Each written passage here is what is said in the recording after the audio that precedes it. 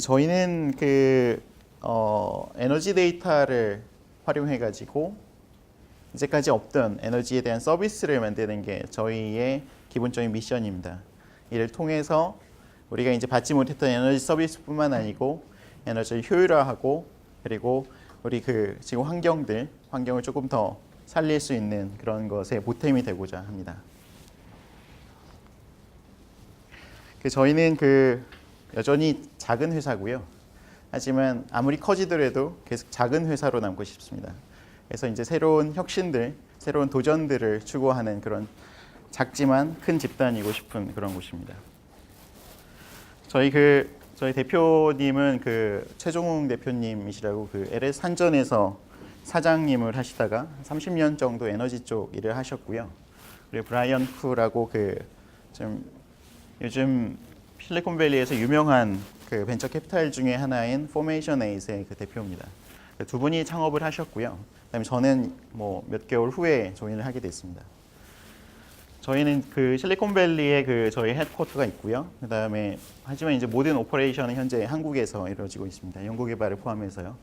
그리고 일본 오피스는 1월 달에 설립이 되어서 활발하게 비즈니스를 진행하고 있고 US 오피스도 마찬가지입니다. 초기에 이제 포메이션 에잇이라는 곳으로부터 한 시드머니를 받아서 시작을 했고요. 그리고 이제 삼성전자, 스톤브리지 그리고 몇 개 벤처 캐피탈로부터 한 600만 불 정도 투자를 유치했습니다. 최근에는 조지 소르스가 운영하는 펀드하고 그리고 LG U 플러스로부터 약 한 100억 개 투자금을 유치를 하고 운영하고 있습니다. 저희가 실제로 이제 대부분의 직원은 서울에 있는데요. 하지만 안타깝게도 이제 저희의 헤드쿼터는 이제 실제 본사는 미국에 있습니다. 너무나 잘 아시다시피 소프트웨어 정책 연구소니까 제가 이제 간단히 말씀을 드리면 초기에 포메이션 에잇이라는 실리콘밸리 투자자로부터 투자를 받을 때 조건이 뭐였냐면 너네들이 한국 회사지만 본사는 미국에 세우라는 거였어요. 코리아 디스카운트가 너무 심하기 때문에 이 벤처 캐피탈은 어쨌든 M&A를 통하든 어떤 IPO를 통하든 엑시트를 해야 하는데 디스카운트가 너무 심하다는 거죠. 한국에서의. 한국 회사라는 거에 대한. 그래서 너네들이 어떤 오퍼레이션을 하든 상관없는데 본사는 꼭 미국에 있으라고 이렇게 지정을 해줬습니다. 그래서 저희가 이제 다양한 부대 비용이 발생함에도 불구하고 미국에 있는 오피스를 유지하고 여기에서 시작했던 이유가 그렇습니다. 이 부분들이 많이 극복이 되겠죠. 조만간. 어쨌든 하지만 여전히 코리아 디스카운트라는 것들이 너무 심한 특히 이제 소프트웨어 비즈니스에 대해서 이런 것들을 이제 같이 좀 다양한 해결책들을 많이 모색할 수 있으면 좋겠다는 생각이 듭니다. 저희는 에너지 기업입니다. 에너지에 대한 것들을 효율화하고 그리고 새로운 경험, 새로운 서비스를 제공하는 기업인데요. 실제로 에너지를 다루는 사람은 저희 대표님하고 그다음에 저희 하드웨어 쪽 담당하는 분 딱 2명밖에 없습니다. 그 외에는 대부분이 이제 소프트웨어 엔지니어들, 그 다음에 저희 이제 수학자라든지 통계학자 이런 데이터 사이언티스트 그리고 기타 이제 서비스 기획하는 사람들 이런 사람들입니다. 현재 한 50명 정도 됐고요. 그리고 대부분 이제 IT 그리고 데이터 분석 이런 쪽에서 상당히 이제 유명한 회사들에서 많이 조인해서 계십니다. 특히 이제 소프트웨어 관련해서는 삼성전자 그리고 티맥소프트 이런 곳에서 리딩 엔지니어들 하셨던 분들이 많이 나오셔가지고 같이 조인하고 일하고 계십니다. 특히 이제 저희가 데이터 분석이라든지 특히 에너지에 관련된 데이터 분석에 대해서는 존재하지도 않는 분야였는데 저희가 이제 다양한 수학 분야의 사람들, 통계학 분야의 사람들을 끌어모아서 새로운 거를 만들어내고 있다고 보실 수 있겠습니다. 이 중에 이제 저는 여기 있는데 제가 맨 처음에 조인할 때보다 많이 힘들어져가지고요. 네. 예전의 모습을 찾긴 힘든 것 같습니다. 저희는 3가지 핵심 역량으로서 저희를 설명할 수 있다고 보고 있습니다. 빅데이터 플랫폼, 여기 이제 빅데이터 플랫폼이라고 하면은 데이터를 수집하는 거에서부터 데이터를 이제 분석하는 것까지, 그리고 인베디드 IoT 디바이스. 그래서 저희가 이제 하드웨어, 인베디드 하드웨어도 같이 개발을 하고요. 여기에 들어간 펌웨어들 이런 것들에 대한 기술들, 그리고 이제 아까 잠깐 말씀드린 어널리틱스 서비스. 저희가 생각하기에 에너지에 대한 분석, 저희는 이제 에너지 수학이라고 부르는데요. 에너지 수학은 어느 곳에서도 없던 분야, 그리고 없던 것이라고 생각을 합니다. 이런 것들을 다양한 데이터와 결합된 에너지 매스매틱스라는 것을 저희가 만들어내고 그리고 더욱 발전시켜 나가고 있습니다. 그 에너지 쪽에 대해서 이제 특히 이제 그 여러분 모두 아시죠? 그 미터라는 거, 계량기, 집 밖에 달려 있는 거, 거의 보지 않으시는 거, 계량 검침원이 보지 않는 한 아무도 보지 않는 미터라는 게 있죠.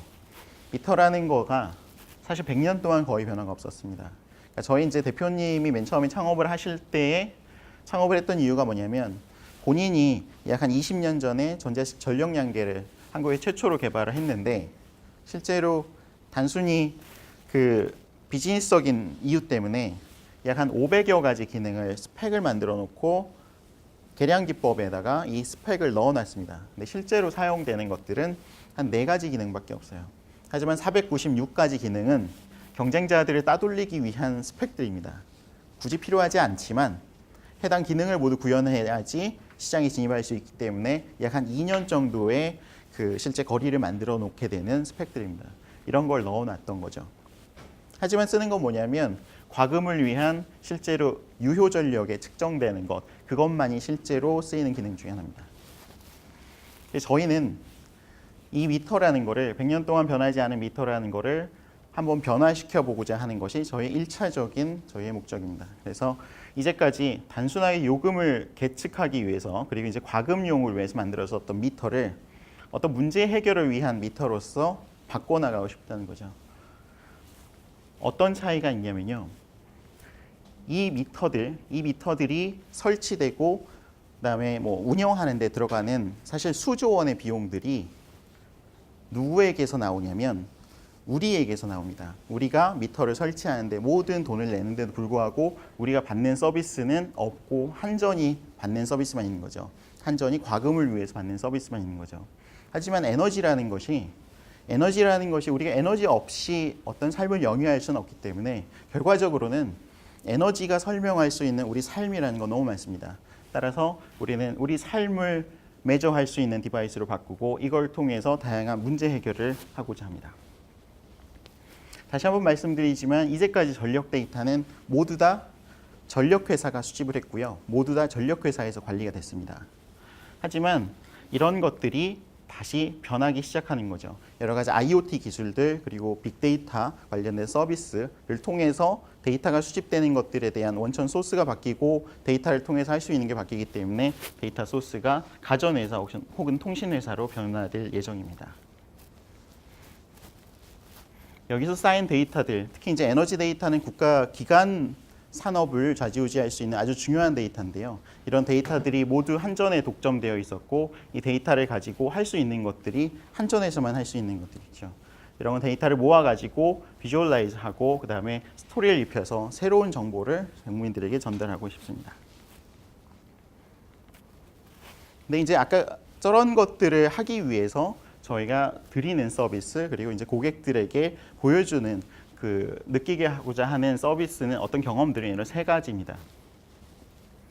이제 그 기술에 대한 게 너무 안 나오셔서 이제 실망하신다면 이제 조만간 차근차근 나올 테니까 이제 그 부분은 좀 더 기대해 주시고요. 네. 그 저희가 제공하는 3가지 새로운 경험이라고 한다면 실시간 정보 그리고 실시간에 기반한 다양한 분석 정보들, get paid, 에너지를 잘 쓰면 돈을 돌려주는 리워드 서비스 어떻게 가능한지 이제 또 말씀드리겠습니다. 그다음에 집단지성을 통한 다양한 이제까지 상상할 수 없었던 서비스들을 제공하는 것이 우리가 그 고객들에게 전달드리고자 하는 3가지 중요한 가치입니다.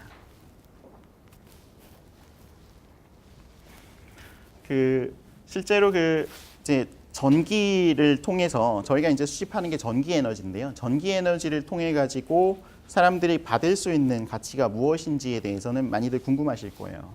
하지만 그 우리가 살아가는 동안에 특히 이제 그 저희가 이제 하는 서비스들 중에 또 하나가 그 실제로 제실 상태 그리고 취침 상태 이런 것들을 이제 서비스 그 분석해서 서비스하는 게 있는데요.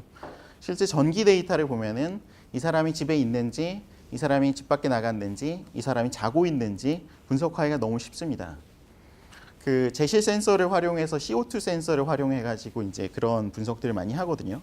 하지만 CO2 센서보다도 훨씬 더 정확하게 분석을 해낼 수가 있어요. 왜냐하면 아주 이제 특이한 분들을 빼놓고는 불을 뭐 전등 그리고 다양한 가전기기 이 사용 정보를 보면 전력 정보를 보면 이 사람이 무엇을 하는지 그대로 확인할 수가 있습니다. 따라서 그런 것들이 그 우리의 삶에 있는 것들이 전기를 통해서 너무 많이 설명이 되기 때문에 이런 다양한 서비스들이 저희가 나올 수 있습니다.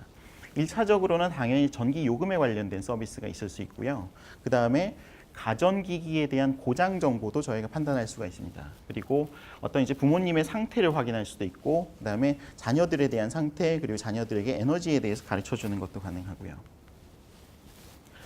그래서 이제 저희는 사실 이런 서비스들의 많은 거는 아직은 이제 개발 중인 것들도 많이 있는데요. 그 뭐 이런 것들은 이미 뭐 바로 서비스가 가능한 것들인데 실제로 그 저희가 데이터를 분석을 통해서 어떤 그 시니어 케어 서비스를 같이 제공을 하고 있고요. 그러니까 이거는 사실 한국보다는 일본에서 이미 그 같이 서비스를 디벨롭하고 다양한 기획들을 만들어서 이미 디플로이를 진행 중에 있는데요. 그 나이 드신 분들의 전기 사용 패턴은 너무 일정하기 때문에 해당 전기 사용 패턴을 보면 그 시니어 분이 어떤 위험에 처해 있는지를 실제적으로 유추할 수가 있습니다. 이런 유추를 통해 가지고 그 뭐 자식분들에게 메시지를 전달한다든지 이런 류의 서비스도 가능하고요. 그리고 실제 그 저희가 이제 조금 이따 말씀드리겠지만 뭐 어떤 이제 총 그 전기 소비량을 기반으로 해가지고 어떤 전기밥솥이 사용하는 전기량은 얼마인지 이런 거 분석하는 서비스를 통해서 뭐 보온밥솥 그 밥을 얼마나 자주 하는지 혹은 보온은 얼마나 길게 하는지 이런 것들도 같이 확인을 할 수가 있습니다. 그래서 그 다양한 것들을 이제 대화를 통한 서비스로서 진행할 수가 있는데요. 이 부분은 저희가 동영상을 준비했는데 PDF로 변환하면서 사라졌네요. 네. 그리고 이제 아까 말씀드렸던 것처럼 에너지를 줄이면 실제로 리워드를 해주는 것. 이것도 이제 저희가 서비스를 준비하고 있고 그리고 실제로 이제 기부하고 연결해가지고 이미 진행하고 있는 것입니다. 그 에너지의 가장 큰 특징은 뭐냐면 어떤 재화하고도 다른 가장 큰 특징은 퍼리셔블이라고 하죠. 한번 쓰지 않으면 사라지는 게 에너지입니다. 그래서 에너지를 합리적으로 소비한다는 거는 그만큼 거의 이제 생산량을 그만큼 늘리는 거와 큰 차이가 없는 거예요. 근데 안타깝게도 그 에너지를 현재 뭐 피크에 대비해 가지고 다양한 발전 시스템을 구축하고 이런 것들이 상당히 많죠. 여기에 드는 비용이 엄청난 거고요. 그러니까 이런 것들을 줄임으로써 고객에게 실제로 리워드를 줄 수가 있는 겁니다. 그러니까 여기에 대해서 이제 궁금해하시는 분들이 많이 있을 수도 있는데 그 리워드 프로그램이 어떻게 실제로 워킹할 수 있냐면요. 매일 그 저녁 한 3시경에 오후 3시경에 KPX나 이런 곳에서 다음 날의 발전 계획을 세워놓습니다. 시간 단위로요. 그래서 거기에 따라서 어느 발전소가 켜져야 하는지를 이제 다 입력을 해놓고요. 그렇게 되면 해당 이제 시간에 그 발전기들이 이제 돌아가는 거죠. 만약에 특히 이제 요즘 그런 일이 많은데요. 국소적인 일기 변화에 의해서 갑자기 비가 온다든지 어느 지역에 그리고 갑자기 뭐 구름이 걷힌다든지 이렇게 되면 발전량과 소비량에서의 미스매치가 생기는 거예요. 근데 이제 그 순간 문제가 생기는 걸 해결하기 위해서 가장 비싼 발전소가 뭐냐면 LNG 발전소인데요.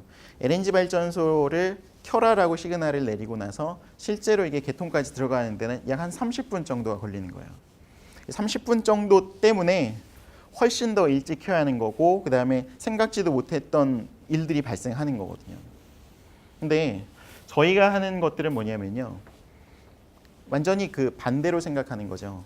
발전기를 켜라라고 하기 전에 소비를 줄여라라고 명령을 내리는 거예요.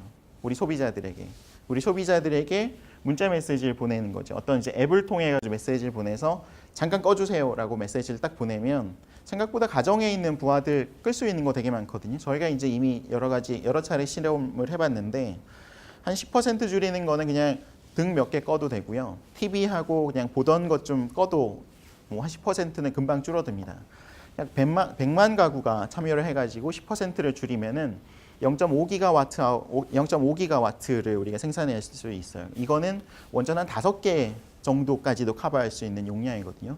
그러니까 이런 식으로 생산을 늘리는 것보다 수요를 갑작스럽게 줄이는 거, 이걸 통한 수요하고 공급을 맞춰주는 거, 이런 게 이제 저희는 디맨드 리스폰스라 그래서 수요 자원 관리라고 합니다.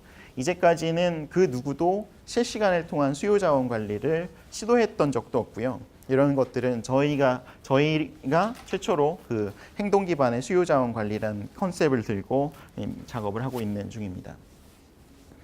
혹시 이제 기회가 되신다면 이미 저희가 이제 시행하고 있는데요. 서울 시민 일부 시민들을 대상으로 그래서 이제 현재는 기부 프로그램하고 연결되어 있습니다. 그래서 내가 이제 줄이면 거기에 대해서 기부가 되고 그게 연말정산에서 기부금 연말정산까지도 하게끔 저희가 서비스를 쭉 다 연결해 놨습니다. 그래서 그 합리적인 소비를 통한 어떤 절감들 그리고 다양한 또 행동 변화를 통한 절감들 여러 가지 것들 저희가 만들어내고 있는데요. 그 저희가 그 조금 더 일단 이제 기술적인 디테일은 좀 더 설명을 드리겠지만 그 한전에 이제 전력연구원이라는 곳이 있는데 한전에 이제 항상 민원이 들어오는 것들이 되게 많이 있거든요. 뭐 전기요금 되게 많이 나오는 것 때문에 민원 제기하시는 분들이 많은데. 그 중에 한 고객분을 저희가 선정을 해서 저희 서비스를 이제 보여드린 거예요. 저희 서비스의 특징은 뭐냐면 전기요금이 많이 나온다를 보여준다기보다는 무엇이 얼만큼 쓰는지를 이제 확인시켜 드리거든요. 봤더니 이 집이 이제 이 집이 이사를 딱 가서 한 몇 달 정도 사셨는데 전기요금이 한 30만 원씩 나오시는 거예요. 그래서 왜 이렇게 많이 나오냐? 그래서 민원을 계속 제기를 하셨던 거예요. 그래서 저희가 이제 저희 거를 이제 달아서 분석을 해드렸는데 냉장고가 일단은 빌트인으로 한 대 있고 그다음에 추가적으로 한 2대가 더 있는데 이 빌트인으로 있던 그 아주 멋진 월풀 냉장고가 전기를 엄청나게 많이 먹고 있었고요. 한국 냉장고 생각보다 전기를 정말 적게 먹습니다. 그리고 샹드리의 그 거실에 있는 전등 한 번 켜면 거의 500와트 정도를 바로 소비하고 있는 그런 샹드리에가 있었고 그리고 인덕션 그리고 가장 큰 문제는 음식물 쓰레기 건조기. 그러니까 이제 중소기업들이 납품을 많이 하기 때문에 여기에 대해서는 전혀 그 전력 소비나 이런 거에 사실 그 많이 확인들을 안 하는데요. 그 음식물 쓰레기 건조기 여기서도 상당히 많은 전기가 소비되고 있었고요. 그리고 이것도 빌트인이었고요. 그리고 이제 그 매일 아침 밥을 2번을 꼭 하시더라고요. 남편이 출근할 때 그리고 고3 아들이 학교 갈 때 그래서 이제 밥도 상당히 자주 하시고요. 쭉 다 모았더니 한 30만 원 나오시더라고요. 그래서 그 이분은 이제 바로 이제 저희가 알려드린 거에 의해서 월풀 냉장고 교체하시고 LED로 교체하시고 그다음에 인덕션 안 쓰시고 음식물 쓰레기도 이제 안 쓰시고 그래서 그 거의 제가 보기에는 뭐 안타깝지만 그 투자 비용은 한 거의 800만 원 정도 투자를 하셨는데요. 제가 봤을 때 그래서 전기요금을 계속 아끼시긴 하는데 내수 시장도 활성화하고 그다음에 전기요금도 아낄 수 있는 그런 일이었습니다. 네. 그리고 이제 저희가 학교에서도 다양한 행동 기반의 실험들을 많이 합니다. 여기가 이제 부산대학교 뭐 공학관 건물 하나인데요. 여기에다가 이제 저희가 설치를 하고 어떤 실험을 했냐면 엘리베이터 앞에다가 저희가 이제 저희 측정 기기를 통하면 방별로 혹은 이제 방에 대한 뭐 좀 큰 방 같은 경우는 전등 전열별로 다 나눠가지고 다 보여드려요. 그래서 여기 같은 경우 이제 방별로 엘리베이터 앞에다가 가장 많이 쓴 순위를 쭉 나열을 해드렸어요. 그랬더니 2주 지나니까 그냥 단순하게 2주 딱 지났는데 한 6% 정도 전체적으로 봤을 땐 세이빙이 생겼고요. 그리고 좀 1등을 했던 연구실이 있었는데 2주 만에 전기 소비량이 이전 대비 10%가 됐습니다. 90%가 낭비되던 게 사라졌는데요. 실제로 이제 소셜롬이라 그래서 일반적으로 이제 사람들이 인지하지 못하다가 내가 남들과 비교되면서 내가 너무 많이 쓰고 있었구나, 뭔가 비정상적이구나라는 걸 인지하면서 다양한 이제 액션을 하게 하는 그런 형태로 이 부산대학교에서는 상당히 많은 절감을 이뤄냈었습니다. 그러니까 저희는 이제 어떤 제어를 하거나 이런 건 전혀 하진 않고요. 뭐 비헤이비얼, 그러니까 행동 기반의 어떤 절감 같은 걸 유발을 하는데 부산대학교에서 이제 그런 어찌 보면 좀 페널티 기반의 그런 실험을 했었고요. 서울대학교 융합기술대학원하고도 이제 같이 실험을 했습니다. 현재도 이제 다양한 실험을 하고 있는데요.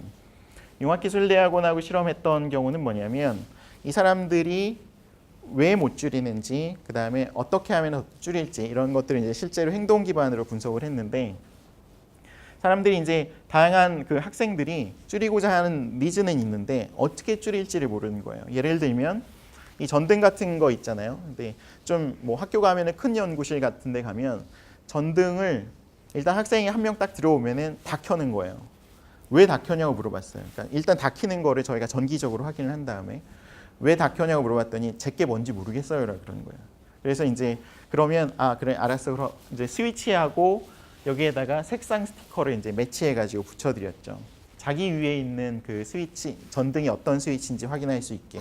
그래서 그거를 붙여놨더니 전등을 순차적으로 켜기 시작하더라고요. 자기가 있는 자리에 대해서만. 그리고 컴퓨터를 항상 켜고 가는 거예요. 밤에도 켜고 가고 주말에도 항상 켜 있어요. 왜 켜고 가냐고 물어봤더니 논문 검색해야 하니까요. 혹은 이제 자기 뭐 가장 큰 이유가 논문 검색해야 하니까요. 그러니까 프락시 통해 가지고 들어가서 논문 검색해야 하니까. 그래서 원래는 요즘은 다 그런 거 되게 많거든요. 그 랜을 통해 가지고 파워를 켜주는 거. 그래서 랜을 통해서 파워를 켤 수 있는 공유기를 넣어줬어요. 그 앱으로도 다 쓸 수가 있거든요. 그럼 이제 자기 컴퓨터 외부에서 켤 수 있는 거예요. 그렇게 했더니 다 끄고 다니는 거예요. 좀 더 조사해봤어요. 정말로 논문 검색하러 와서 또 켜나 거의 켜진 않더라고요. 근데 혹시 몰라서 라는 이유 때문에 이렇게 하고 있더라고요. 그러니까 그런 식으로 저희가 이제 여기에서 검사했던 거는 그걸 통해서 이 사람들이 무엇 때문에 절감을 안 하는지를 찾아내고 솔루션을 제공하니까 약간 뭐 첫 주에만 6%, 전체적으로 한 20% 가까운 절감을 이뤄냈는데요. 요즘은 또 다른 실험을 같이 하고 있습니다. 요즘은 그 이제 모니터에다가 대시보드 만들고요. 그래서 연구실 3개에다가 각각의 연구실에 사용하는 전력량들을 보여주고 그리고 그 너가 잘했다 못했다 이런 걸 보여주는 대시보드를 만들고 아이 트래킹 센서를 달아가지고요. 이 친구들이 정말 보는지 안 보는지 이런 것까지 같이 체크를 하고 있었습니다. 아무 쓸모가 없더라고요. 아무도 보지도 않고요. 그 일반적으로 사람들이 생각하는 대시보드를 만들어 놓고 스코어링을 해주면 효과가 있을 것이다. 그러니까 효과가 없다는 거를 증명을 해냈습니다. 실험적으로. 그래서 지금 하고 있는 실험은 뭐냐면 너가 이제 점수가 높아지면 커피 캡슐을 지원을 해주기 시작했어요. 그랬더니 이제 절감을 하기 시작하더라고요.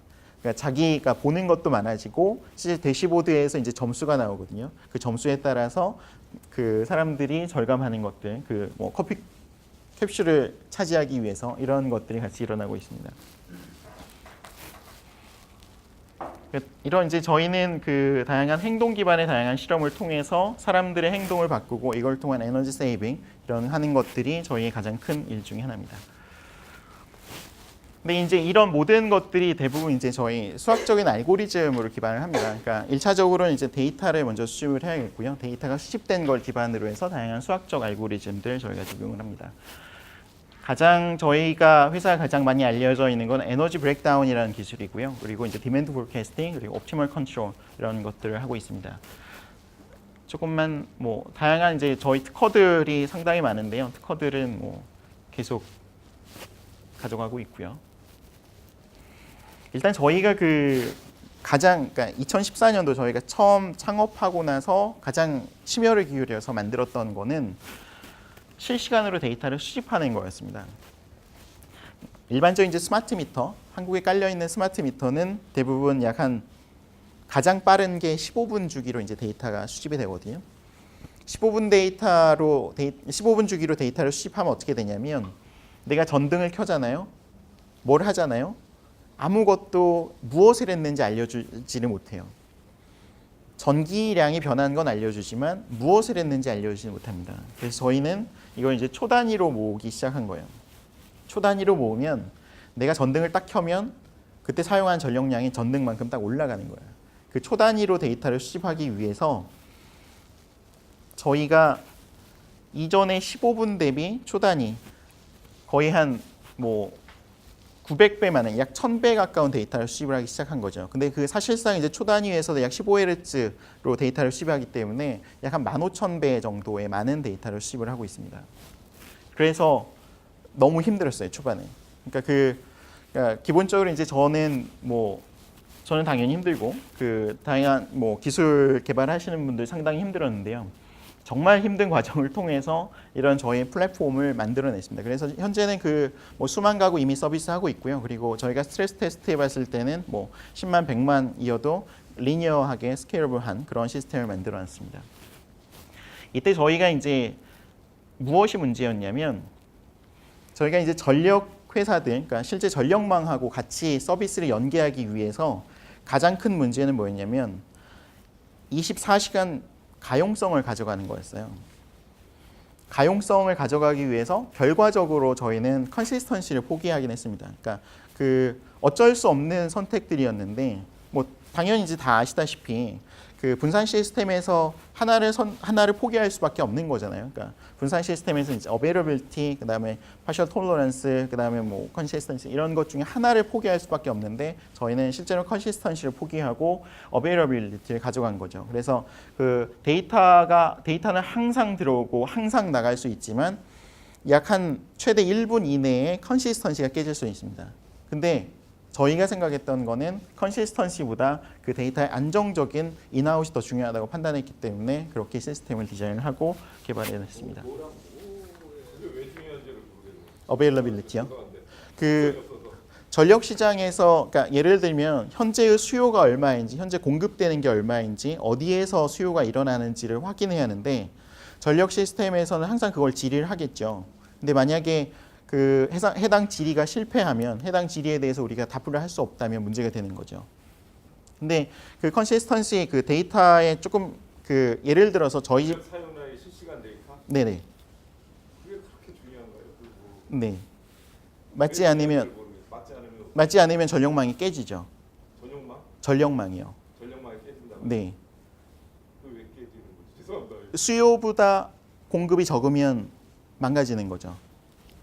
전원이 나가고 꺼지고 그럴 수 있다는 말씀이시죠? 아니요, 그냥 정전이 일어나는 거죠. 네, 전체적으로. 근데 정전이라는 게 생각보다 그 뭐 한 곳에서만 일어나는 게 아니고 연쇄적으로 일어날 수 있는 거기 때문에. 그 에너톡이라는 게 네. 그 공급되는 전력을 컨트롤하나요?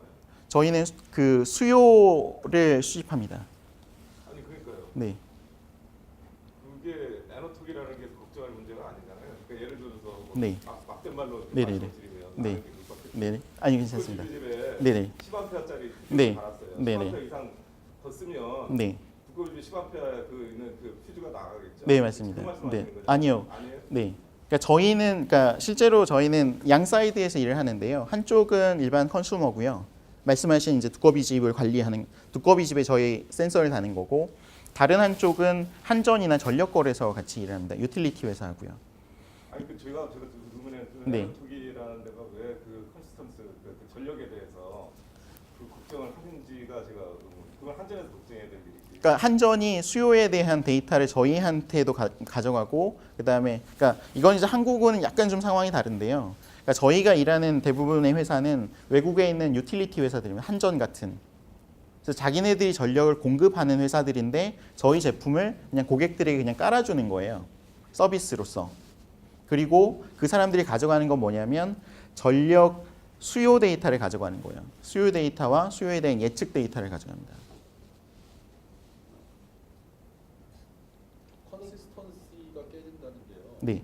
어디에 있는 데이터랑 어디에 있는 데이터의 그러니까 유저가 얘기한 거랑 네네. 취합된 거 네네. 사이에 네. 약간 깨질 수 있다는 깨질 거죠. 수 있다는 네네. 거니까 그러면은 만약에 유틸리티 업체랑 네. 내가 이렇게 정밀하게 주겠다 네. 그랬는데 그게 약간 깨질 수 있는 거죠. 오차가 있을 수 있는 거죠. 네. 그 대신에 그 실시간 뭐 이런 거 성격을 좀 강화. 그렇죠. 네. 그렇게 보시면 되죠. 그러니까 그러면은 유틸리티 회사랑 훨씬 정밀한 정보를 줄 수 있다고 계약을 하셨겠네요. 저희의 오차 범위는 말을 하는 거죠. 어느 정도에서 오차가 발생할 수 있고 그다음에 컨시스턴시가 어느 정도 그 깨지는 게 유지되는 시간이 얼마 정도인지는 계약을 하는 거죠. 근데 지금 컨시스턴시를 그럼 깨졌는데 네네. 어쨌든 맞춰야 될 거. 네네. 맞추는 시간을 보장하실 수가 있는 건가요? 지금? 보장합니다. 네.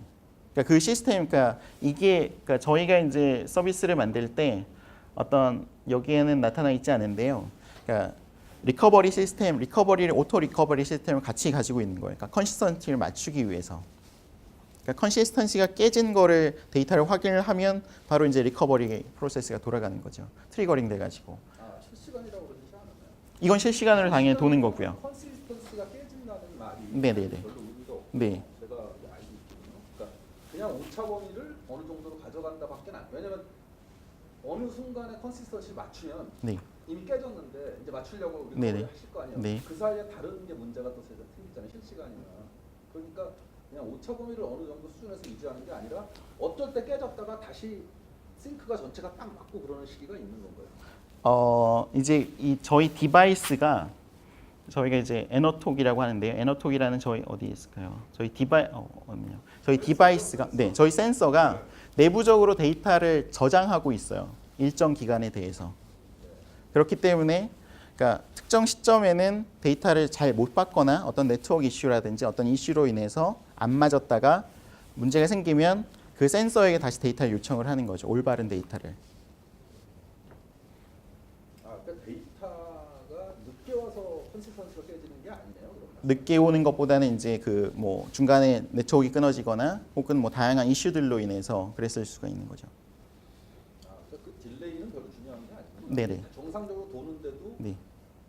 오퍼레이션 하면서 컨시스턴시 깨진 건 중요한 게 아니고 네. 실제로 네트워크가 끊어져서 데이터가 안 올다가 다시 안 오거나 혹은 뭐 다양한 이슈로 인해서 그러니까 저희 디바이스하고 같이 통신하는 거기 때문에.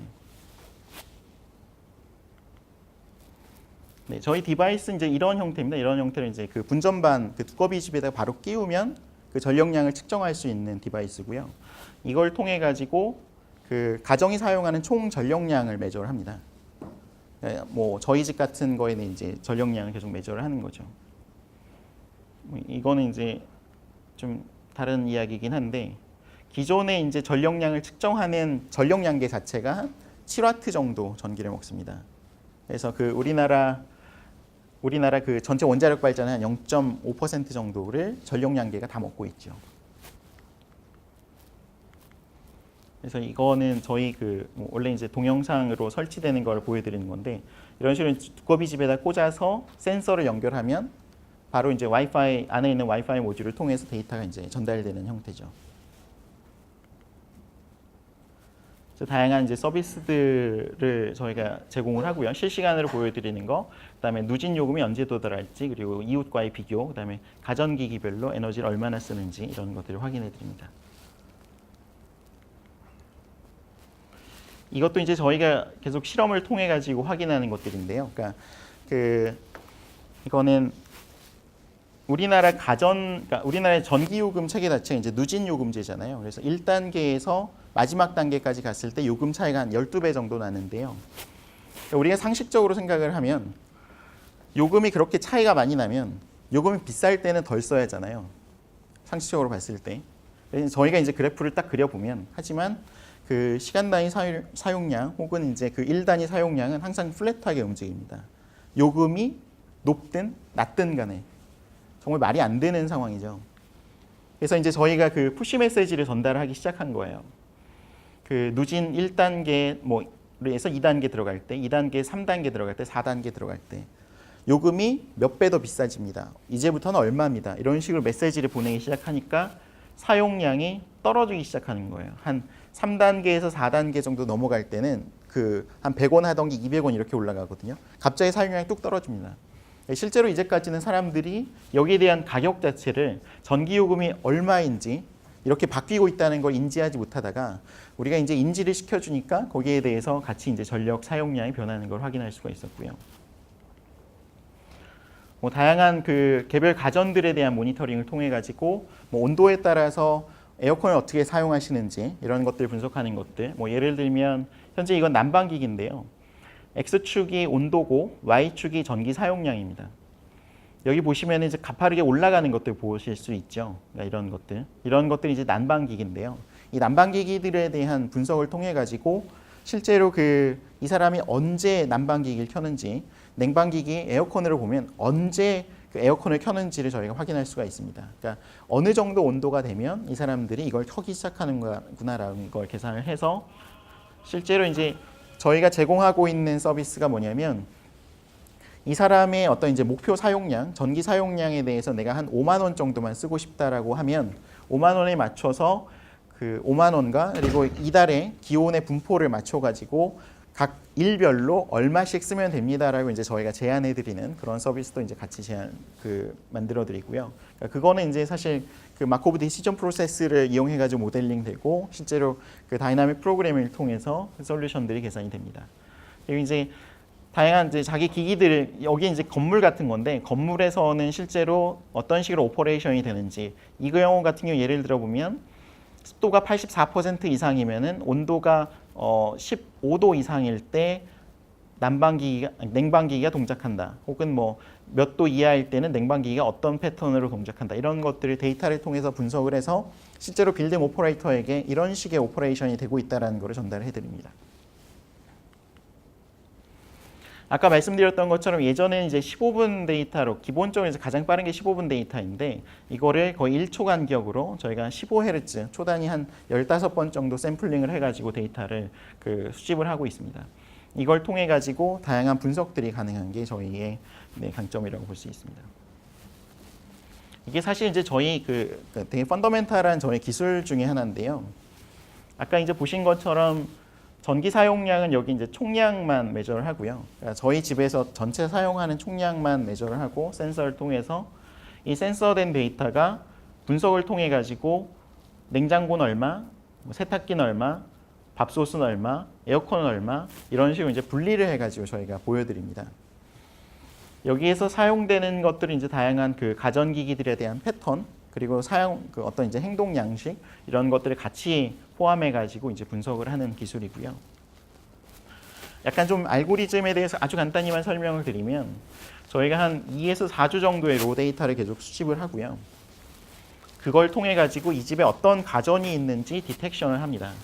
이 디텍션을 통해 가지고 이 집에는 어떤 가전들이 있다라는 걸 저희가 이제 태깅을 해놓고요.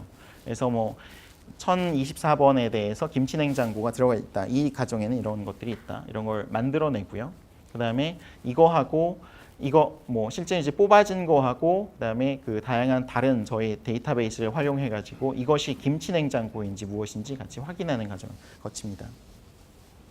집에 데스크탑 PC를 조용히 켜놓으면 네네. 저 데이터가 좀 엉망이 되지 않나요? 데스크탑은 그렇게 영향을 주진 않습니다. 데스크탑 정도. 파워 그렇게 많이 먹진 않고요. 근데 이제 게임하면은 많이 먹는데요. 어떤 이제 문서 작업이나 이런 거 하면 그렇게 많이 먹진 않습니다. 저희가 이제 그 TV는 이제 TV나 어차피 이제 유사하니까요. 보면 그 무슨 콘서트 할 때 그런 영상이 사용될 때 쓰이는 전기하고 그 다음에 단순하게 어떤 이제 교육 방송 같은 거 이런 게 나올 때 전기 사용 패턴이 달라서요. 메가스터디 이런 데서만 같이 하자고 하는데요. 아직까지는 힘들고요. 네. 그런 실제로 무엇을 하는지에 따라서 패턴이 많이 다릅니다. 이번 정확도 자체는 네. 사실 뭐냐면 어떤 가전 제품이 몇 와트 정도의 전기를 먹고 네네. 쓰이는 게 이제 총 사용량을 가지고 추정을 하시는 네, 맞습니다. 네. 그리고 그걸 이제 소비자한테 제시를 하고 이게 맞느냐 틀리냐 검증도 하고 검증받지는 않습니다. 네. 에러 커렉션을 하지는 않나요? 에러는 저희가 자체적으로 테스트 베드를 구축해가지고 그걸 통해서 에러 커렉션 합니다. 저희가 소비자에게 직접적으로 묻거나 하지는 않습니다. 근데 말씀하신 게 맞습니다. 저희가 이제 저희가 가장 중요한 건 뭐냐면 일단은 이제 데이터 전처리하는 게 가장 우선이죠. 그래서 이제 실제로 들어오는 다양한 시그널 노이즈들 다 제거하는 거. 그러니까 저희가 수집하는 데이터가 한 가정에 대해서 실제 한 3기가 정도가 쌓입니다. 텍스트로만. 그래서 이걸 이제 분석하기 시작하면 말도 안 되는 이제 노이즈들 많이 있으니까 노이즈 제거하고 여기에 이제 데이터로부터 어떤 이제 특징들, 시그니처들을 뽑아내는데요. 그러니까 시그니처들을 뽑아내고 그다음에 신호 간의 이제 상관관계, 온오프, 그다음에 이제 다양한 멀티 스테이트에서의 스테이트들 간의 상관관계, 확률 분포 같은 걸 계산을 하고요. 그리고 이거를 통해서 그러면 이게 어떤 기기인지 저희가 피처까지는 뽑아냈는데 이 피처하고 매칭되는 기기는 무엇인지를 또 이제 라벨링을 합니다. 예를 들면 냉장고하고 김치 냉장고하고 되게 동일할 것 같잖아요. 되게 유사할 것 같은데 되게 다른 특징이 있어요. 그러니까 김치 냉장고 같은 경우는 상당히 짧게 컴프레셔가 돌아갑니다. 예를 들어서 한 3분 이내로 컴프레셔가 켜졌다 꺼졌다 켜졌다 꺼졌다를 반복하는데 냉장고는 훨씬 더 주기가 길어요. 뭐 예를 들면 짧게는 한 뭐 30분, 길게는 한 2-3시간 정도 이렇게 컴프레셔가 작동을 하거든요. 그러니까 이런 식으로 기기에 대한 피처를 뽑아가지고 피처하고 매핑하는 작업들을 같이 진행을 하고요. 소프트웨어 비즈니스인데 가장 어려운 점은 뭐냐면 하드웨어 비즈니스 하시던 분들, 예를 들어서 LG전자, 삼성전자에서 딱 오셔가지고 일단 저희 제품 보고 좋다, 너네 거 같이 하고 싶어 라고 말하면서 근데 정확도는 어떻게 됩니까? 라고 말을 하는데 그래서 이제 QA팀이나 이런 데서 오는 거죠. 그러면 딱 QA 기준을 말씀하시는 거예요. 99.99% 이상 아니면 저희는 못해요 라고 이제 하시는 거예요. 상당히 이제 당혹스러운 거죠.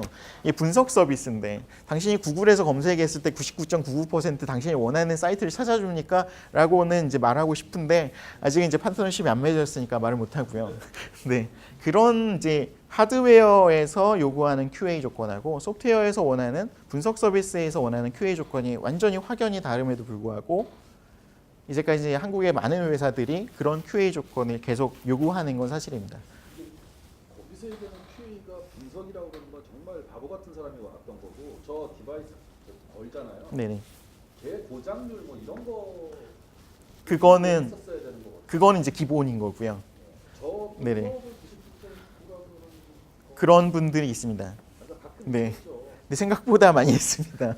네, 99.99는 이제 좀 너무 세다라고 싶으시면 이제 한 90%? 그래도 한 90%는 넘어야 되지 네, 않나요? 네, 그 정도 나오시는 거죠.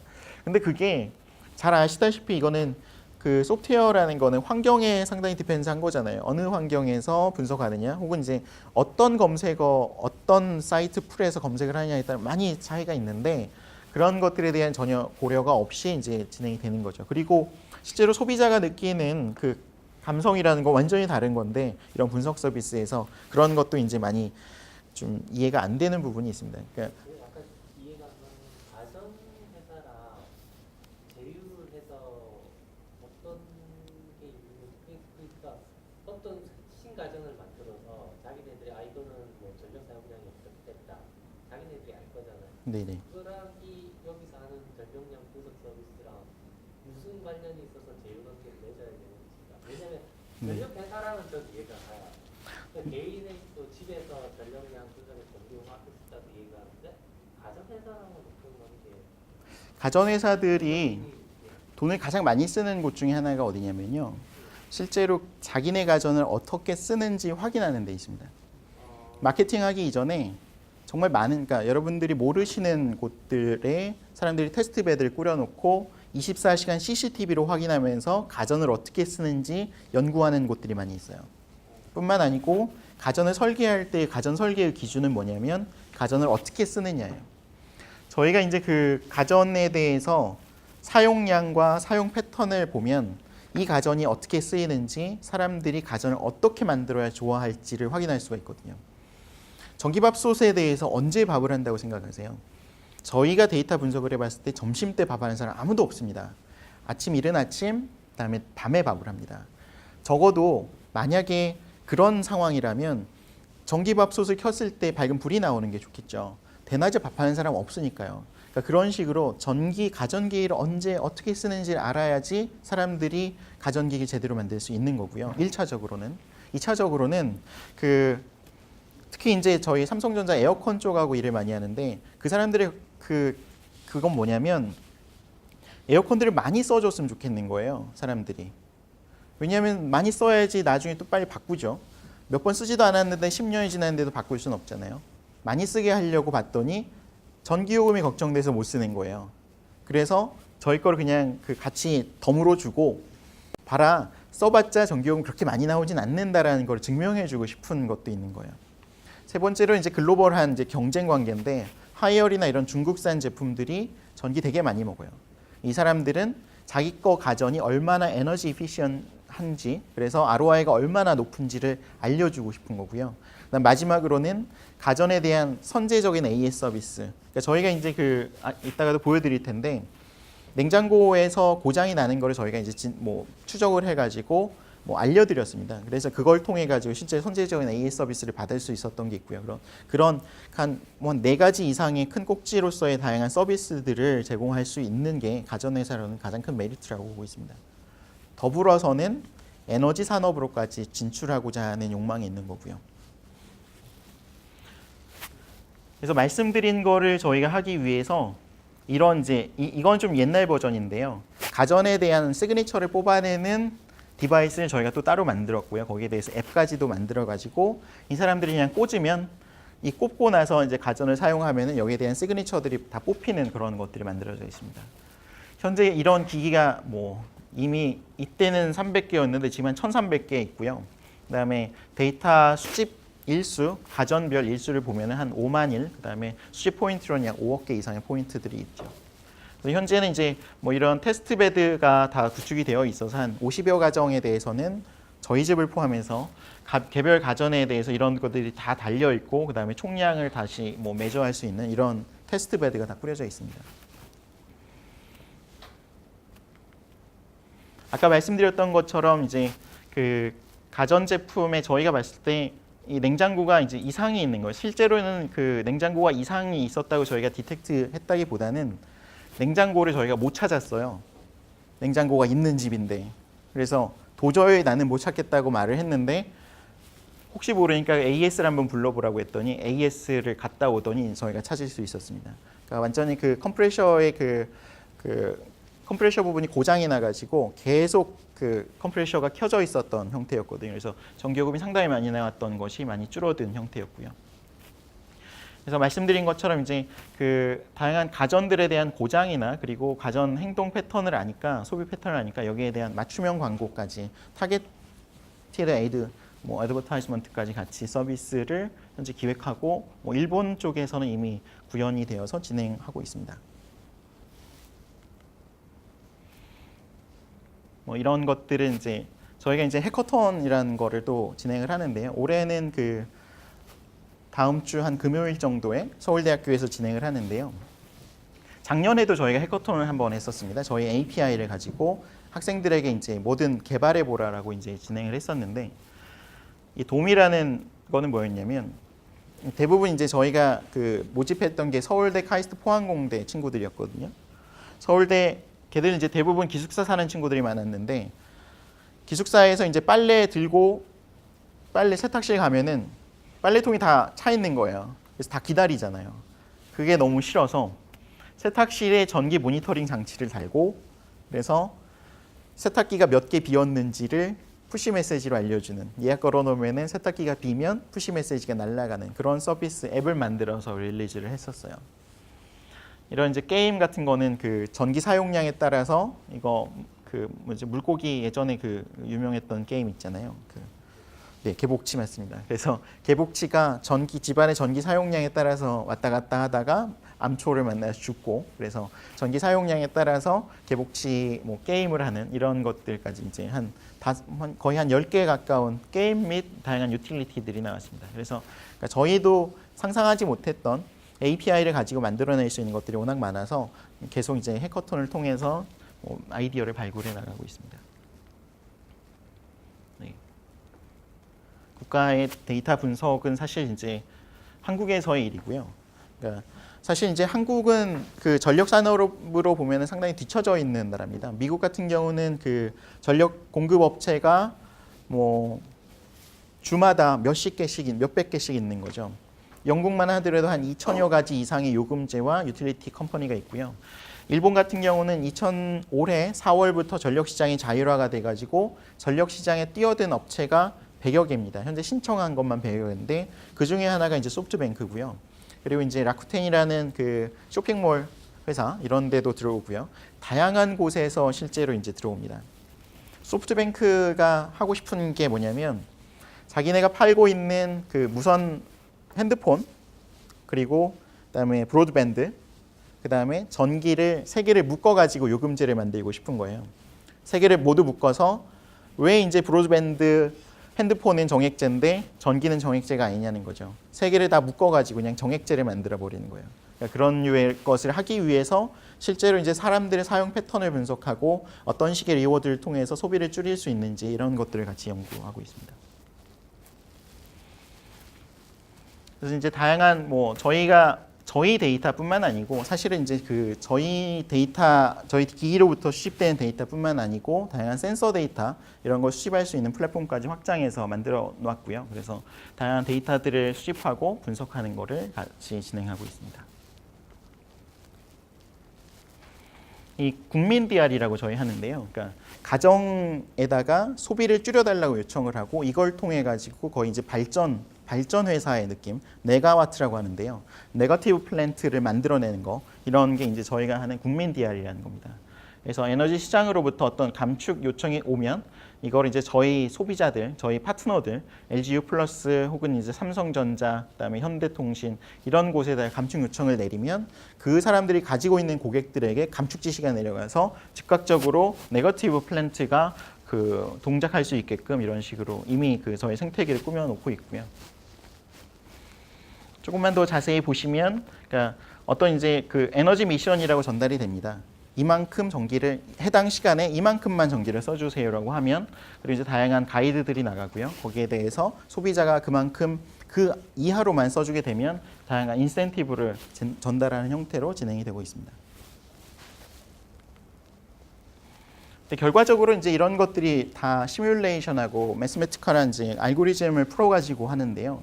왜냐하면 그 이런 것들이 예전에는 이제 그 디터미니스틱한 로드인 거잖아요. 디터미니스틱하게 발전을 하면 내가 발전을 하면은 100메가와트가 발전이 되거나 혹은 50메가와트가 발전이 되거나 이런 디터미니스틱합니다. 근데 그 네가와트 같은 경우는 감축이라는 거는 결과적으로는 사람이 반응할 수도 있고 안 할 수도 있기 때문에 50만 메가와트 플러스 마이너스 알파인 거죠. 그러니까 결과적으로는 저희가 이제 부르기는 스토캐스틱 로드입니다. 스토캐스틱 로드이기 때문에 스토캐스틱 로드를 어떻게 컨트롤하느냐가 가장 큰 관건입니다. 감축 지시가 50만 메가와트가 내려왔을 때 50만 메가와트를 내가 완벽하게 맞추면서 비용은 최소화하는 거. 이게 저희가 이제 하고자 하는 미션인데요. 아까 이제 보여드렸던 그 누진 단계에 따라서 사람들의 비헤이비어가 바뀌는 거, 그거가 이제 가장 큰 저희한테 인풋입니다. 그래서 예를 들면 누진 3단계까지는 그 특별히 소비량을 변화시키지 않다가 누진 4단계에서 소비량을 감축시키는 거는 그 사람이 느끼는 전기에 대한 가치는 누진 4단계 요금보다는 낮은 거죠. 우리가 리워드를 줄 때도 그런 식으로 계산을 해서 이 사람이 전기에 대해서 느끼는 가치가 무엇이냐, 그리고 그걸 통해 가지고 우리가 최소의 돈으로 이만큼의 부하를 줄이기 위해서는 얼마만큼의 리워드를 줘야 하는지, 사람마다 리워드도 다 다르게 나갑니다. 그러니까 그런 것들을 계산을 해가지고 실제로 이제 리워드를 보내고요. 물론 이제 그 감축도 너무 많이 감축이 되면 전력망이 또 망가집니다. 그러니까 갑작스러운 감축 혹은 갑작스러운 그 생산 이런 게 모두가 이제 전력망에 해를 끼칠 수 있어서 그 뭐 램핑 타임을 어떻게 할 건지, 그 다음에 쿨링을 어떻게 할 건지 이런 것들 같이 이제 실제로 이제 전력망 시뮬레이션을 통해서 하는 거고요. 그 여름 같은 때 피크가 있잖아요. 네, 맞습니다. 예상을 안 했던 네, 네. 그런 것들도 계약에 들어가게 되나요? 그건 완전히 그러니까 뭐 아웃라이어인데 네, 네. 그런 거에 대해서는 어떻게 계약을 하세요? 저희 전기 회사랑 할 때. 전기 회사랑 할 때는, 그러니까 전기 회사는 그 아웃라이어가 발생한 시점쯤에 저희한테 감축해 달라고 요청을 보내죠. 예, 근데 그게 사실 대응하기가 되게 어렵잖아요. 네네. 케이스는. 근데 일반적인 케이스 올라갔다 내려갔다 하는 거는 뭐 어떻게 방법이 있지만 네네. 기온이 뭐 너무 더워갖고 에어컨을 쫙 켜서 전체가 올라간 거는 에어컨을 꺼주세요는 못하잖아요, 일단. 그게 같이 날아갑니다. 에어컨을 꺼주세요 대신에 프리쿨링 같은 거를 시도를 하는 거예요. 그러니까 내가 이제 꺼야 할 시간은 3시부터예요. 그러면은 2시에 전기를 많이 쓰라고 하고요. 에어컨을 많이 쓰라고 하고요. 그 다음에 3시에는 좀 덜 써달라고 이런 식으로 요청을 합니다. 혹은 저희가 이제 좀 더 발전시켜서 그때 그냥 나가라고 쿠폰을 줘요. 식사 쿠폰 같은 걸 날립니다. 밖에 나가라고요. 네, 네, 끄라고요. 실제로 그러니까 저희가 실험을 되게 많이 하거든요. 어쩔 수 없이 이제 저희는 이거 자체가 저희 큰 자산이기 때문에 오후 2시에도 날리고요. 저녁 8시에도 날리는데요. 저녁 8시 혹은 그러니까 저희가 했던 게 오후 2시하고 저녁 5시예요. 저녁 5시가 밥도 하고 이제 주부님들 오셔가지고 다양한 액티비티가 생기기 때문에 특히 이제 일몰 시간이 딱 그때여서 전등을 켜기 시작합니다. 원래. 그래서 그때 감축 지시를 하고 그다음에 오후 2시에도 감축 지시를 합니다. 이제 별개로 어디가 성공률이 더 높을지를 확인하기 위해서. 당연히 오후 5시가 높을 것 같죠. 근데 오후 2시가 훨씬 감축에 대한 성공률이 높습니다. 그래서 왜인지 저희가 다 개별 인터뷰를 또 했어요. 인터뷰 결과 뭐였냐면 오후 5시 되니까 애들이 집에 오는 거예요. 남편도 집에 오고 그래서요. 뭘 좀 끌라고 하면은 항의들이 많은 거예요. 그래서 애들은 나 게임해야 하는데 뭐 아버지는 왜 줄여 이러시고 이제. 근데 오후 2시에는 어머니 혼자 계시니까 자기가 끄고 싶은 거 다 끌 수 있는 거예요. 그래서 그 플레이어가 적기 때문에 어떤 디시전 메이커가 하나밖에 없어가지고 이제 훨씬 더 그런 의사 결정이 쉬운 이런 것들도 있고요. 그래서 저희가 시간대별로 감축 지시에 대해서 성공률이 어떻게 변하는지, 리워드별로 성공률이 어떻게 변하는지, 감축 지시가 내려갔을 때 실제로 무엇을 끄는지, 세탁기를 끄는지, 정말 냉장고를 뽑아버리는지 이런 것들을 계속 분석을 합니다. 그래서 그걸 바탕으로 해서 실제로 원하는 감축량을 달성하기 위한 우리의 총 리워드가 얼마인지를 같이 이제 분석을 하는 거죠. 그리드에 대한 것들도 이제 마찬가지로 같이 분석을 하고요. 그 아까 말씀하신 것처럼 이제 저희가 DLC라는 것도 같이 합니다. 다이렉트 로드 컨트롤인데요. 그러니까 그 구글에 인수된 회사 중에 이제 잘 모르시는 회사가 하나 있는데 네스트라는 회사가 있습니다. 네스트는 그 실제로 보일러 컨트롤러예요. 보일러 컨트롤러인데 얘가 그런 기능을 하는 거예요. 텍사스에서 이제 가장 1차적으로 가장 유명해졌는데 텍사스에서 엄청 더운 날이 있었어요. 네스트를 사면은 텍사스에 있는 유틸리티 회사가 아까 말씀드린 디맨드 리스판스 프로그램에 가입하는 대가로 100불을 줍니다. 리펀드를 해줘요. 대신에 그 프로그램에 가입이 되는데 그 프로그램이 뭐냐면 전기가 모자라면 그 온도를 올려버려요. 자동으로. 그런 식으로 해서 전기 사용량을 줄이는 거예요. 네, 그걸 올려버리는 겁니다. 에어컨의 희망 온도 같은 거를. 그렇게 해가지고 혹은 이제 100가구가 있으면은 시그널을 보내서 그 중에서 10가구씩 이제 뭐 10가구씩 10분씩 그 온도를 혹은 이제 꺼버리는 거예요. 이렇게 하면 이제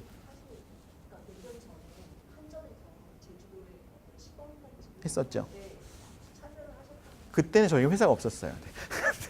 네. 네네. 근데 이제 그거는 DLC라고 하고 실제로 이제 정말 기계적인 것들이고요. 근데 저희가 하는 거는 기계적인 거 말고 비헤이비어, 그러니까 행동 기반으로 진행을 합니다. 실제로 이제 줄일 수 있는 건 다양하게 있겠죠. 그 중에 하나가 서머스탯일 거고요. 그리고 저희가 생각하는 거는 한국에선 서머스탯보다 밥솥 코드 빼고요. TV 덜 보고요. 이런 게 훨씬 더 절감 많이 됩니다. 그리고 실제로 미국에서도 실험을 해보면 DLC가 Direct Load Control 같은 경우는 약 한 10% 정도의 감축을 예상할 수 있는데 행동 기반으로는 약 30%까지의 포텐셜이 있는 걸로 확인되고 있고요. 그러니까 실제로 사람들이 자기 걸 뭘 그냥 꺼버리고 컨트롤하는 거에 대해서는 반감이 상당히 심해요.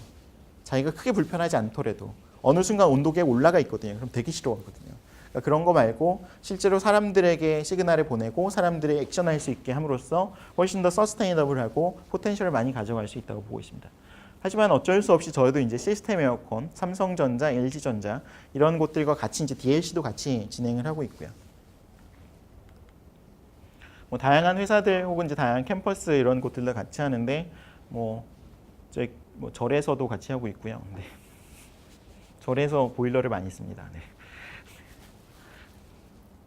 이렇게 하고 있습니다. 아까 말씀드렸던 것처럼 이제 홈 DR 같이 이제 진행 하고 있고요. 국민 DR 그리고 해커톤 이런 걸 통해 가지고 많은 사람들이 에너지에 관련된 다양한 아이템들 만들어낼 수 있도록 진행하고 있습니다. 이게 좀 오래전 자료인데요. 이미 저희 회사 안에 데이터 센터가 좀 작게 있습니다. 그래서 저희가 기본적으로는 아마존 클라우드를 거의 저희가 워낙에 많이 써가지고 아마존 클라우드의 테크니컬 리포트 이런 데에도 같이 올라오고 있는데요. 그래서 AP 쪽에서는 저희 사례 발표도 많이 되고 있습니다. 하지만 저희 자체적인 이제 클라우드도 같이 사용을 하고 있고요. 아마존 클라우드가 좋긴 한데 아마존 클라우드의 매니지드 서비스 같은 게 너무 비싸기 때문에 그런 것들을 다 배제하고 저희 자체적으로 이제 서비스 만들어가면서 이미 상당히 많은 양의 데이터가 쌓여져 있습니다. 그 저희도 이제 실제로 딥러닝을 통해 가지고 그 가전 아까 보셨던 이제 가전에 대한 데이터 분석하는 것들 이런 것들을 같이 진행을 합니다. 그러니까 저희 기술적으로 몇 개 트랙이 있는데요. 그 중에 하나가 이제 피처 기반의 피처 익스트랙션을 통한 게 있고, 그 다음에 딥러닝을 통해 가지고 실제 로 데이터를 통한 어떤 데이터 분석 서비스 같이 진행을 하는데요. 그 가정에 대해서 데이터를 우리가 잔뜩 수집해가지고 딥러닝을 통해서 스마트 홈을 할 수 있는 다양한 인프라를 우리는 구축을 하고 있습니다. 사실 이제 저희는 여기까지만 합니다. 스마트 홈에 대한 다양한 서비스는 여러 사업자들을 통해서 진행을 할 거라고 보고요. 하지만 저희는 데이터를 수집하고 그다음에 어떤 알고리즘을 디벨롭해서 사람들이 가전을 어떻게 쓰고 그리고 어떤 식으로 우리가 이제 인공지능을 넣을 수 있을지를 연구를 하는 것까지 저희의 역할이라고 보고 있습니다. 그래서 그 실제 뭐 구글이든 뭐 페이스북이든 뭐 딥러닝 관련된 알고리즘이 이미 다 공개되어져 있잖아요. 근데 고양이하고 개하고 구별하지 못하는 가장 큰 이유는 알고리즘이 없어서가 아니고 데이터가 없어서겠죠. 개하고 고양이 라벨링이 잘 된 데이터가 우리도 충분히 많다면 정말 많은 일을 할 수 있을 텐데요. 가정에 대해서는 저희가 생각하기에 심지어 페이스북, 구글 어느 곳도 아직 모으지 못했습니다. 그래서 저희가 이제 실리콘밸리 회사다 보니까 페이스북, 구글로부터도 이제 그 뭐 M&A에 대한 그 다양한 뭐 이야기들이 이제 조금씩 진행이 되는데요. 그들이 저희한테 기대하는 건 뭐냐면 구글이며 페이스북이며 이 친구들은 온라인 상에서의 모든 사람의 행동, 생각까지도 읽을 수 있다 이거예요. 하지만 컴퓨터를 끄고 핸드폰을 끄면 뭘 하는지 잘 모르겠다는 거예요. 이 사람이 청소를 하고 있는 건지 밥을 해 먹고 있는 건지 아니면 자고 있는 건지 모르겠다는 거예요. 그래서 그런 데이터들을 저희는 모으고 있습니다. 이런 데이터를 통해서 다양한 정말 21세기에 뭐 바둑 외에 좀 더 잘할 수 있는 딥러닝을 통해서 이런 것들을 개발해 나가고 있습니다. 왜 마지막 기회라고 쓰신 거예요? 이제 더 없나요? 더 없겠죠. 가정 데이터 같은 경우는 결과적으로는 그러니까 그 전력 산업 자체가 아직은 이제 아직은 전 아까 말씀드렸다시피 거의 이제 변화의 기로에 서 있다고 저희는 보고 있습니다. 그래서 이제 저도 뭐 벨랩에 있다가 이제 창업에 같이 합류하고 그리고 뭐 LS 산전에 사장 하시던 뭐 대기업 사장 하시던 분이 나와서 창업을 하고 이랬던 이유가 그 전력에 관련된 IT는 정말 지금 시작이고 그리고 지금이 그 기술과 어떤 서비스가 결합될 수 있는 최적의 시기라고 보고 있습니다. 그걸 통해서 다양한 이제 스마트홈, 인공지능 스마트홈이 발현될 수 있는 기반이 만들어질 거라고 생각을 하고 있고요. 데이터를 수집할 수 있는 다양한 IoT 디바이스들 이런 게 드디어 나오고 관리하고 할 수 있는 기술들이 이제 나오는 거죠. 근데 뭐 우리가 아니면 다른 곳에서 하겠죠. 굉장히 애매하네요.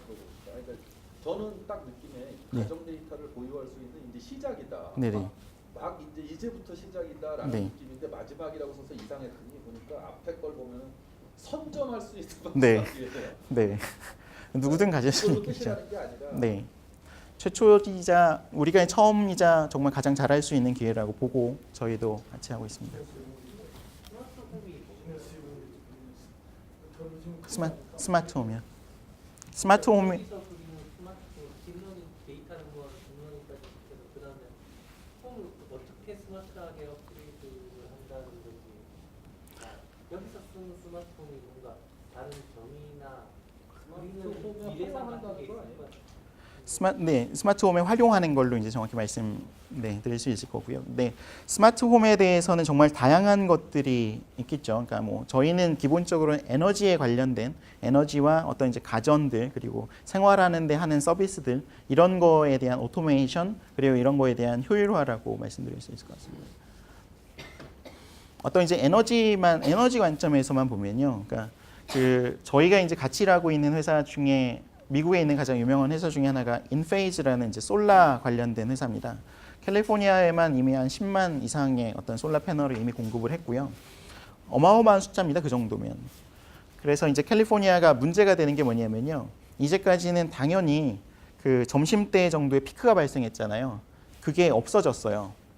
그리고 그 피크가 저녁으로 이동했어요. 솔라 패널이 다 깔리니까 점심 근처에는 전력 사용 자체가 되게 플랫해진 거예요. 그러니까 시스템 자체가 바뀌어야 하는 상황인 거예요.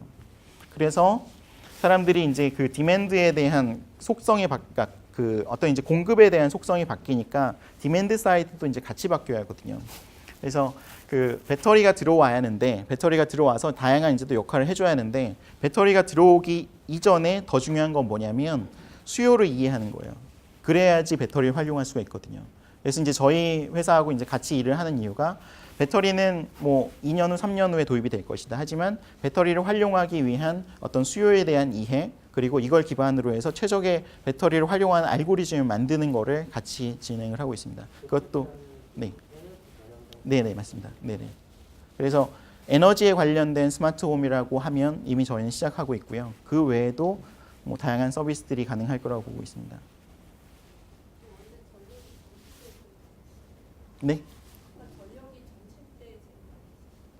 그렇죠. 이제 네. 예전에는 그 캘리포니아 같은 경우는 피크 시간대가 일반적으로 한 뭐 1시, 2시 정도였거든요. 오후. 그때 이제 그 에어컨들 잔뜩 켜니까요. 근데 이제 갑자기 그 솔라 패널이 들어오니까 그때 공급 자체가 솔라 패널을 통한 공급이 엄청 많아지는 거예요. 어차피 더울 때는 솔라 패널의 공급도 많아지고 에어컨도 많이 켤 거니까 그게 다 상쇄돼 버리는 거죠. 그러니까 그 집에서 솔라 패널로 만들어진 전기가 바로 들고 나니까 전력 회사로부터 쓰지 않죠. 네네네. 그래서 그 21세기의 그 전력 산업의 가장 큰 문제는 뭐냐면 바로 직전까지만 해도 한국은 여전히 그렇죠. 그 수요에 대해서는 어떤 이제 불확실성이 없었어요. 아니요, 죄송해요. 공급에 대해서는 불확실성이 없었어요. 발전기 뭐 켜면 얼마가 발전이 딱 되는 거잖아요. 문제는 이제 수요 사이드에서는 사람들이 날씨에 따라서 변동하고 이런 이제 게 많았죠. 그래서 문제를 딱 풀려고 보면 수요에 대해서만 uncertainty를 집어넣어 놓고 문제를 풀면 됐어요. 근데 일본 특히 이제 태양광 많고요. 미국임의 문제는 이제 공급에도 uncertainty가 있는 거예요. 공급에도 uncertainty가 있고 수요에도 uncertainty가 있으니까 문제가 안 풀려요, 이제. 그래서 어딘가 하나에는 uncertainty를 제거해야겠다는 거거든요. 근데 uncertainty를 제거하기 위해서는 현재 상황에서는 디맨드에 대한 것이 훨씬 더 쉬워요. 수요는 실제로 그 구름 운량 같은 거는 예측이 거의 안 됩니다. 갑자기 구름이 끼면 그 이제 태양광 발전이 다 멈춰버리는 거예요. 국소적으로. 따라서 거기 있는 서브스테이션에 이제 엄청난 악영향을 주는 거죠. 네네. 스마트 기기 선택에 대해서 생각하는 거랑 지금 이 앵커가 어느 관계가 어떤지 어느 쪽에 포지셔닝하고 있는 건지. 저희는 이제 저희는 기본적으로 IoT 기반의 스마트 기기라고 좀 보셔야 할 것 같고요. 그래서 그러니까 전력 쪽보다는 IoT 기반의 일상 서비스로 일단 고객들에게는 포지셔닝 하고 싶은데 유틸리티나 이런 이제 공급 사이드 측에서 보면은 그것보다 이제 자기네 쪽이라고 이제 많이 보죠. 그래서 에너지 기술 평가원 이런 데서 지원을 좀 많이 받긴 하는데 실제로 저희가 포지셔닝 하고 싶은 거는 IoT 기반의 어떤 데이터 서비스, 고객을 통한 스마트 기기 이런 식으로 포지셔닝을 하고자 합니다. 그래서 올신이든 뭐 OIC든 이런 IoT 표준하고도 같이 연계를 하고요. 물론 이제 IoT 표준뿐만 아니고 셉2라고 이제 기기, 스마트 기기와 에너지를 이어주는 프로토콜 이런 것도 같이 연계하고 그런 다양한 표준화 활동 같이 진행하고 있습니다.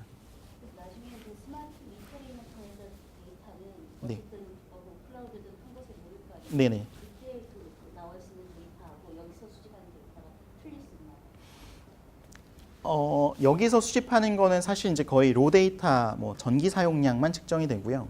이걸 가지고 저희가 다 분석을 해서 어느 뭐 예를 들면 김치 냉장고는 얼마, 밥솥은 얼마 이런 식으로 다 쪼개 가지고 클라우드에 저장이 되어 있는 거죠. 물론 그러니까 로 데이터는 저희 클라우드에 저장이 되어 있지만 실제로 어떤 인포메이션을 가지고 있는 데이터는 저희 클라우드에 있다고 보셔야 할 것 같아요.